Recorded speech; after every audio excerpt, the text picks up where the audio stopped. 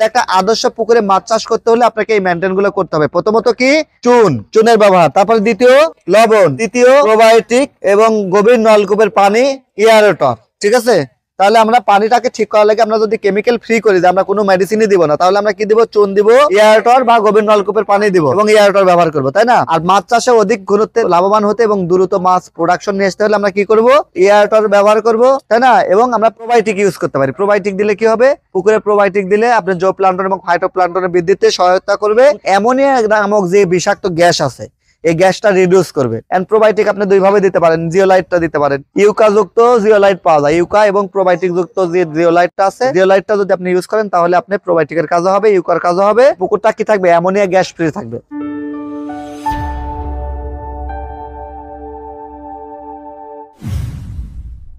বিসমিল্লাহির রহমানির রহিম। TM agro and fisheries এর পক্ষ থেকে আমি মোহাম্মদ মফিদুল ইসলাম। আজকে আমাদের এখানে যারা মাছ চাষের প্রশিক্ষণ নিতে আসছেন তাদের সাথে আমরা সংক্ষিপ্ত পরিচয় হব। ম্যাডাম, আপনার নাম? কোথা থেকে আসছেন? বিটিপাত্র। ম্যাডাম, আপনার নাম? কোথা থেকে আসছেন? আমি হচ্ছে যে আচ্ছা, আপনার নাম? আসসালামু আলাইকুম, আমার নাম মোসাম্মদ সীমা খাতুন, আমি তেলটুপি থেকে আসছি। আসসালামু আলাইকুম, আমার নাম মোসাম্মদ ইয়াশা খাতুন, আমি বড়াইগ্রাম মাদ্রাসা মোড় থেকে আসছি। আসসালামু আলাইকুম, আমি তহমিনা, আমি বড়াইগ্রাম লক্ষ্মীপুর থেকে আসছি। আসসালামু আলাইকুম, আমি রাবিয়া বেগম নাজিরপুর থেকে আসছি। আসসালামু আলাইকুম, আমি মোহাম্মদ সাকিব, আমি বড়াইগ্রাম পার্কুল থেকে আসছি। আসসালামু আলাইকুম, আমি মোহাম্মদ আতিকুর রহমান, আমি হালসা থেকে এসেছি। আসসালামু আলাইকুম, আমি মোহাম্মদ তুফাইল আহমেদ, মাদপুর থেকে এসেছি। আসসালামু আলাইকুম, আমি মোহাম্মদ সোহেল রানা, কামারপাথুরিয়া মোজারমুর থেকে এসেছি। আসসালামু আলাইকুম, আমি মোহাম্মদ অনিক হোসেন আকাশ, আমি এসেছি উসমাটি থেকে। আসসালামু আলাইকুম, আমি মোহাম্মদ নাজমুল হোসাইন, আমি মোলাডুলি পাবনা থেকে এসেছি। আসসালামু আলাইকুম, নাম ইসরাফিল, আমি এসেছি লক্ষ্মীপুর থেকে। আসসালামু আলাইকুম, আমি মোহাম্মদ আতিক হাসান, আমি বিষ্ণুপুর থেকে এসেছি। সবাইকে অসংখ্য ধন্যবাদ। আমরা আজকে মাছ চাষ সম্পর্কে কিছু তথ্য ইনাদের সাথে শেয়ার করব। সেটা হচ্ছে একটা পুকুরের কিভাবে যত্ন করা যায় সেই বিষয় নিয়ে। একটা পুকুর যদি দুইটা ভাগে ভাগ করতে পারে, একটা হচ্ছে চাষকালীন, একটা কি প্রস্তুতিকালীন, তাই না? চাষকালীন কোনটা? যেটাতে আমাদের মাছ রানিং আছে, যেমন আমার এই পুকুরটাতে রানিং মাছ আছে, তাহলে এটার কি যত্ন একরকম হবে। আর যেটাতে আমরা মাছ দিব, প্রস্তুতি নিচ্ছি, সেটার যত্ন আর একরকম হবে। যদি আমরা প্রস্তুতিকালীন হয়, সেক্ষেত্রে প্রতি বিঘা পুকুরে আমরা প্রথমে 15 থেকে 20 কেজি চুন দিয়ে নিব। প্রস্তুতিকালীন হলে চুন দিয়ে নিলে এরপরে আমরা সেটাতে পানি দিব, যদি পানি না থাকে। আর যদি পানি থাকে সেক্ষেত্রে পানিতে চুন দিব। চুনের যে গুঁড়ো অংশটা, মানে যেটা মিশে নাই, যেটাকে আমরা নিচের তলানি বলে থাকি, সেটা আমরা পার দিয়ে দিব। ঠিক আছে, এটা চুনের কাজ। চুন দিলে আমাদের পানিতে পিএইচ এর ভারসাম্য রক্ষা হবে, পানির কালারটা ফিরে পাবে, পরিষ্কার হবে। সর্বোপরি পানিতে আমরা মাছ চাষি উপযোগী হিসেবে পানির যে ঘনত্ব সেটাকে আমরা পাতলা করে নিব এবং পানিটাকে স্বচ্ছ করে নেওয়ার জন্য আমরা চুনটা দিই। তাহলে চুন দিলে আমরা পাচ্ছি পিএইচ নিয়ন্ত্রণ, পুকুরের পানিটা নিয়ন্ত্রণ হচ্ছে, পানিটা পরিষ্কার হচ্ছে এবং পাশাপাশি আমাদের পানিতে মাছ চাষের উপযোগী বা উর্বরতা বৃদ্ধি পাবে এবং মাটিরও পিএইচ নিয়ন্ত্রণ হবে, মাটিরও উর্বরতা বৃদ্ধি হবে। বুঝতে পারছেন? এখন যদি চাষকালীন হয়, চাষকালীন হলে এটা মাছের চাষের পর ডিপেন্ড করবে যে কি মাছ কতটুকু দিবেন। তো চাষকালীন পুকুরে সাধারণত আমরা মিশ্র চাষের ক্ষেত্রে প্রতি বিঘাতে 8 থেকে 10 কেজি আমরা স্ট্যান্ডার্ডলি দিতে পারি। তাহলে চুন দেওয়ার একদিন পরে আমরা দিব হচ্ছে লবণ। একই দিনে দেওয়া যায়, আপনি চুন সকালে দিলেন 10টায়, লবণ দিয়ে দিলেন 1টা বা 2টার দিকে। তো আপনারা সেটাও করতে পারবেন যে চুন এবং লবণ একই দিনে দিতে পারবেন, কোনো সমস্যা নাই। যদি চাষকালী পুকুর হয় সেক্ষেত্রে চুন দিবেন হচ্ছে 8 থেকে 10 কেজি, লবণ দিবেন 7 থেকে 8 কেজি। আর যদি প্রস্তুতকালীন পুকুর হয় সেক্ষেত্রে চুন 15 কেজি প্লাস দিতে পারেন, 15 থেকে 20 কেজি পুকুরের অবস্থান বুঝে। অর্থাৎ পুকুরটা যদি নোংরা হয়ে থাকে, পরিত্যক্ত হয়ে থাকে, তাহলে চুনের পরিমাণটা একটু বেশি লাগবে। আর যদি পুকুরটা একটা আদর্শ পুকুরের যে গুণ সেগুলো যদি হয়ে থাকে, পরিষ্কার, সূর্যের আলো ভালো পাচ্ছে, সেক্ষেত্রে 15 কেজি চুন দিলেই প্রস্তুতিকালীন কি এনাফ। এরপর আমরা লবণ দিয়ে দেবো ঠিক একই, 10 থেকে 15 কেজি লবণ দিতে পারি প্রস্তুতিকালীন পুকুরে। লবণের কাজটা কি? TDS, total dissolved solid. অর্থাৎ আমরা লবণ দিলে টিডিএসটা স্ট্যান্ডার্ড থাকবে। আমাদের মিঠা পানির জন্য টিডিএস কত থাকা দরকার বলেন তো? 150 থেকে 200, তাই না? টিডিএস থাকা দরকার। পিএইচ কত থাকা দরকার? 7.5 থেকে 8.5। আচ্ছা, তাহলে আমরা পিএইচ এবং টিডিএস ঠিক রাখলাম। আমরা অক্সিজেন, যেটা আমাদের গুরুত্বপূর্ণ একটা মাছ চাষের জন্য, পুকুরে আমরা কি করব? অক্সিজেন বৃদ্ধির জন্য কি করব? আগাছাতে যত গাছগুলো আছে পুকুরের, সেই আগাছার গাছগুলো আমরা কি করব? কেটে কমায় দিব, যেন সূর্যের আলো 6 থেকে 8 ঘন্টা প্রবেশ করে। এরপরে আমরা চাষকালীন সময়ে পুকুরে যখন মাছ চাষ করব, পুকুরে মাছের ঘনত্বের সাথে আমরা মেনটেন করে একটা এয়ারেটর দিব। যদি আমরা 40 থেকে 50 কেজি ঘনত্বে মাছ চাষ করি সেক্ষেত্রে এয়ারেটর আহামরি কোনো প্রয়োজন নেই। কিন্তু যদি পুকুরে ঘনত্ব বেশি হয়, যেমন ধরেন শতাংশে 60 কেজি প্লাস দিয়েছি, বা বড় মাছ দিয়েছি, বা পুকুরের আলো ভালো পাচ্ছে না, গাছপালা আছে, বাতাস প্রবাহিত হচ্ছে না, পুকুরের সাইজ ছোট, এইসব ক্ষেত্রে কিন্তু আপনাকে এয়ারটর দিতে হবে। এয়ারটর দিলে আপনি কি পাবে? ডিও পাবে, ডিজলভ অক্সিজেন। ডিও কত থাকা দরকার পুকুরে?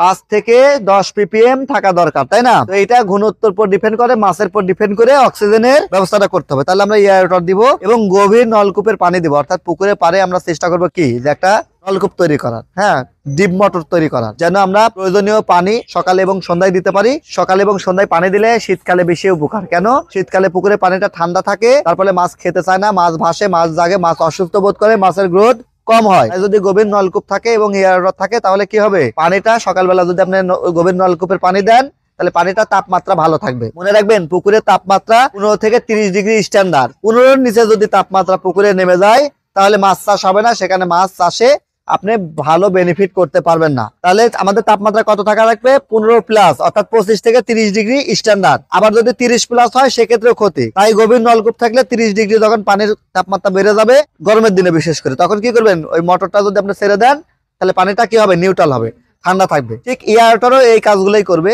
পানিটাকে মিশ্রণ করবে, যার ফলে পানির তাপমাত্রা নিচে এবং উপরে সমান থাকবে এবং পানিতে অক্সিজেন বিল্ড আপ করবে, যার ফলে কি হবে? মাছ অধিক ঘনত্বে চাষ করতে পারবেন। পুকুরে যখন অধিক ঘনত্বে মাছ চাষ করবেন এবং অক্সিজেন যখন ভালো থাকবে তখন পুকুরে জোপ্লান্টন এবং ফাইটোপ্লান্টন অর্থাৎ উদ্ভিদ কণা এবং প্রাণী কণা ভালো জন্মাবে, যার ফলে আবার 30 থেকে 40% কম লাগবে। কেন লাগবে? ওই যে জোপ্লান্টন এবং ফাইটোপ্লান্টন অর্থাৎ উদ্ভিদ কণা এবং প্রাণী কণা, এটা কি করবে? পুকুরে মাছের অর্গানিক খাদ্য অর্থাৎ প্রাকৃতিক খাদ্য। তো প্রাকৃতিক খাদ্য তৈরি কখন হবে? যখন আমি অক্সিজেনটা পুকুরে পর্যাপ্ত পাবে এবং সূর্যের আলো যখন পর্যাপ্ত পাবে। তাহলে সূর্যের আলো এবং অক্সিজেন এই দুইটার সালেকশন প্রক্রিয়াতে পুকুরে জোপ্লান্টন এবং ফাইটোপ্লান্টন তৈরি হয়। বুঝতেছেন সবাই? ক্লিয়ার হয়েছেন? তাহলে একটা আদর্শ পুকুরে মাছ চাষ করতে হলে আপনাকে এই মেনটেন গুলো করতে হবে। প্রথমত কি?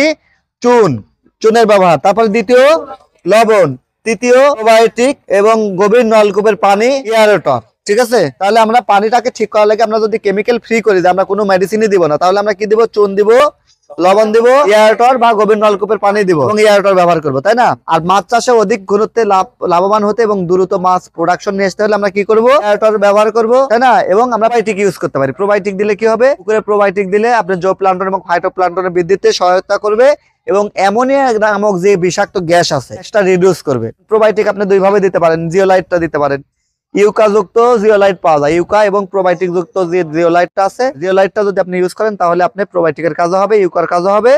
হ্যাঁ, আপনার পুকুরটা কি থাকবে? অ্যামোনিয়া গ্যাস ফ্রি থাকবে। তাহলে আমরা মাছ চাষের জন্য 3 থেকে 4টা জিনিস জরুরি। একটা হচ্ছে অ্যামোনিয়া গ্যাস জিরো করা, অর্থাৎ 0.25 ppm এর নিচে থাকা। 2 নাম্বার কি? অক্সিজেন বিল্ড আপ করা। অক্সিজেন কত? 5 থেকে 10। এবং 3 নাম্বার কি? পিএইচ কত? 7.5 থেকে 8.5 এর মধ্যে নিয়ে আসা। এবং এই যে 3টা যদি চেক করি, তারপরে আমরা কি কি চেক করলাম? ডিও চেক করলাম, মানে অক্সিজেন চেক করলাম, অ্যামোনিয়া গ্যাস চেক করলাম, পিএইচ নিয়ন্ত্রণে রাখলাম। সো এই 3টা কাজ যদি আমরা স্ট্যান্ডার্ডলি করতে চাই তাহলে আমাদের প্রোবায়োটিক অথবা জিওলাইটের কোনো বিকল্প নাই। ক্লিয়ার? এবং এইটাকে যদি আরো অর্গানিক ভাবে নিয়ে আসতে চান যে আমি এগুলো খরচ করবো না, তাহলে গভীর নলকূপের পানিটা খুবই জরুরি। প্রাকৃতিক হিসেবে আপনার লবণ এবং চুনটা জরুরি। ক্লিয়ার? তাহলে এইভাবে যদি আপনারা মাছ চাষ করেন আশা করছি আপনারা মাছ চাষে আর কখনো ব্যর্থ হবেন না। মাছ ভাসবে না, মাছ জাগবে না, মাছ সুস্থ সুন্দর প্রাণবন্ত থাকবে। এবং এইটা দেওয়ার কিছু প্রসেস আছে মাছের সেটিং অনুপাতে, মানে আপনি কি টাইপের মাছ সেটিং করছেন সেই সেটিং অনুপাতে আপনার কি কিছু প্রোডাক্টের ইউজিং সিস্টেম পরিবর্তন হতে পারে। ঠিক আছে? যেমন পাবদা, গুলশা, শিং যদি করেন সেক্ষেত্রে চুনের পরিমাণটা কম দিতে হবে, কারণ এদের পাতলা চামড়া। যদি আমরা সাদা মাছ, বাংলা মাছ করি, মিশ্র মাছ করি, সেক্ষেত্রে চুনের ব্যবহারটা স্ট্যান্ডার্ড প্রতি বিঘাতে 10 কেজি করলেই যথেষ্ট। এবং আপনি প্রতি মাসে একবার প্রোবায়োটিকের ডোজটা করবেন, ইউকাজিওলাইটের ডোজটা করবেন, পোকা মারা ওষুধটা দিবেন। হ্যাঁ, যেন হাঁস পোকা, সজি পোকা এগুলো যেন না হয়। সামান্য মেনটেনেন্স করলেই আপনারা ভালো মাছ চাষ করতে পারবেন। ঠিক আছে?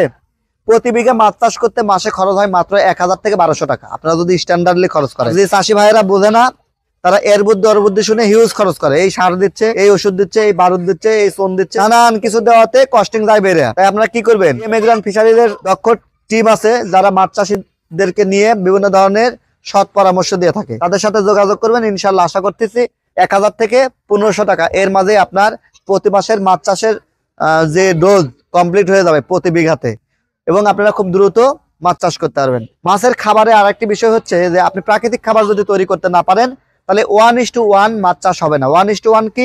1 কেজি খাবারে 1 কেজি মাছ উৎপাদন, ঠিক আছে? অর্থাৎ খাবারের FCR বলা হয়, ফুড কনভারসেশন রেশিও, FCR, বুঝতে পারছেন? আপনি খাবারের FCR যদি কমে না আসে তাহলে আপনি মাছ চাষে লাভবান হতে পারবেন না। খাবারের FCR কমাইতে হলে এই মেইনটেনেন্স গুলো আপনাকে করতে হবে, তাহলেই আপনি 1 কেজি ফিড দিয়ে 1 কেজি মাছ উৎপাদন করতে পারবেন ইনশাআল্লাহ, বুঝতে পেরেছেন? তাই মাছ চাষে সফলতা অর্জন করতে চাইলে TM এগ্রো অ্যান্ড ফিশারিজ এর অভিজ্ঞ টেকনিশিয়ান টিম আছে, ফিশ টেকনিশিয়ান, তাদের সাথে যোগাযোগ করে আপনার মাছ চাষ সম্পর্কে আরো ভালো পরামর্শ নিতে পারবেন উইথাউট কস্ট, একদম ফ্রিতে আপনি সেবা নিতে পারবেন TM এগ্রো অ্যান্ড ফিশারিজে। তো সবার সুস্বাস্থ্য এবং দীর্ঘায়ু কামনা করছি। নেক্সট আমরা মাছ চাষ নিয়ে আরো কোনো টপিকস নিয়ে ইনশাআল্লাহ আলোচনা করব। সবার সুস্বাস্থ্য এবং দীর্ঘায়ু কামনা করছি। আজকের ভিডিও যারা দেখছেন আপনাদের সবার জন্য মানে শুভকামনা। ভিডিওটি ভালো লাগলে লাইক কমেন্ট শেয়ার করবেন, জনস্বার্থে শেয়ার করলে সবাই উপকৃত হবে। আমরা মাছে ভাসে বাঙালি, আমরা অর্গানিক পদ্ধতিতে মাছ চাষ করতে চাই, যেখানে কেমিক্যাল মুক্ত মাছ চাষ করতে চাই, যেন আমাদের এই মাছটা খেলে শরীর স্বাস্থ্য আমাদের ভালো থাকে। আমরা যেন চিন্তা করি যে এই মাছ আমি খাবো না, এটা শুধু বিক্রি করবো, এমনটা যেন না হয়। মাছ আমরা নিজে খাবো, নিজে পরিবারের জন্য খাওয়াবো, পুষ্টির যোগান দিবে এবং আমরা এই মাছ বিক্রি করে স্বাবলম্বী হবো, ঠিক আছে? আমাদের উদ্দেশ্য থাকবে এটা, আমরা শুধুমাত্র মাছ বিক্রি করে লাভবান হবো এই জন্য আমরা এটা করবো না। আমরা করবো হচ্ছে জনস্বার্থে, যাতে এই মাছটা আমার পরিবারের জন্য কল্যাণকর হয়, এই মাছটা যেন অন্যের জন্য কল্যাণকর হয়, ঠিক আছে? আশা করছি আপনারা বুঝতে পারছেন মাছ চাষ সম্পর্কে, ঠিক আছে? নেক্সট আমরা আবার কোনো ভিডিও নিয়ে আসবো। সবার সুস্বাস্থ্য এবং দীর্ঘায়ু কামনা করছি। আসসালামু আলাইকুম।